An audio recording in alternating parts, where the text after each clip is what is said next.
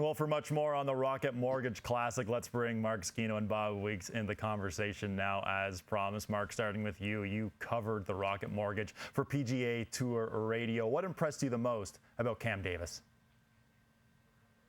What impressed me is he didn't really get a bounce, guys, or a break on that Sunday. It was he got hit a perfect 3-wood into 14, hit the front of the green. It pulls off the front of the green somehow and finds the rocks. I mean, he striped that 3-wood, ends up having to deal with a penalty stroke there. Hits another perfect fairway metal into 17. The wind swats it 1 foot from clearing the bunker. He would have had a makeable eagle putt.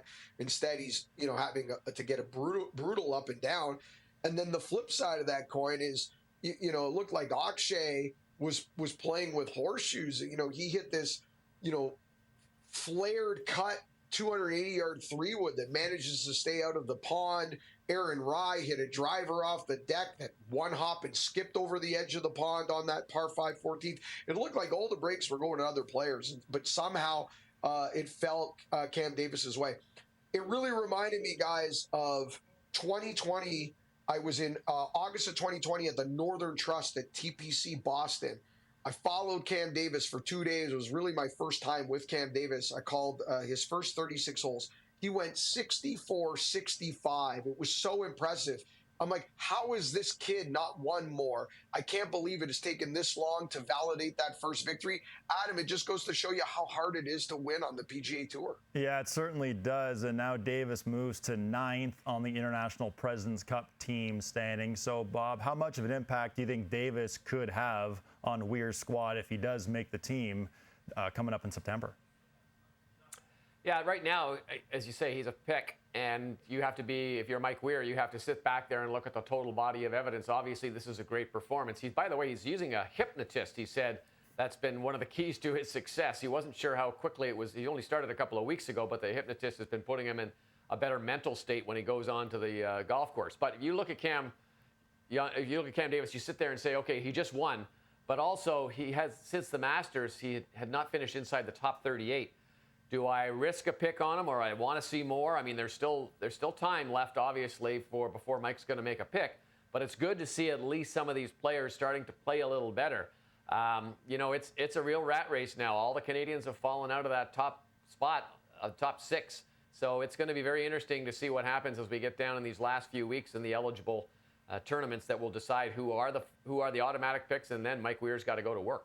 And we'll have much more on the Canadians in our next segment. But how about Akshay Bhatia? In the mix for 2 straight weeks on the PGA Tour, but heartbreak on the 72nd hole. Bob, what do you think Akshay Bhatia takes away from this experience? I liked what he did after he lost. And obviously this is crushing as a young player going for another win. He went and signed some autographs. He said his excuse was, hey, I missed the putt. I'm only human. It sucks, but I'm a human. And I love the fact that he was able to accept the fact that he missed the putt. It wasn't a terrible putt. He didn't miss it by a lot. It's just that this is, when you get into those situations, those are the ones that you have to kind of close on. But for Akshay, I think the fact that he accepted it makes it a little easier to move on to the next week. And how about Cameron Young, Mark? This guy lost 2 strokes alone just on the greens during Sunday's final round. Still looking for that first PGA Tour victory. What does he take from what happened over the weekend? Nothing positive, guys. I mean, I want you to watch Cameron Young the next time he plays on Sunday and look at the difference in his energy when he arrives at the first tee versus what you see from Cameron Young the rest of the week. He looks like a guy with so much scar tissue right now, with all those second place finishes, many of them in huge events. These are not building blocks anymore. This is not experience anymore for Cameron Young. This is scar tissue. You mentioned -2 strokes gained putting on the Sunday, Adam. What about only 5 fairways? This is supposed to be a dominant driver of the golf ball. He had 5 fairways. Many of those were 3-woods off the tee, 2-way miss with the driver. I mean, if you can't drive it and you can't putt it, you're not going to win. And I think it really starts with his attitude. I feel like he's almost, Adam, waiting for bad things to happen now. And that is a hard place to start a final round from. Yeah, he certainly seemed very frustrated, too.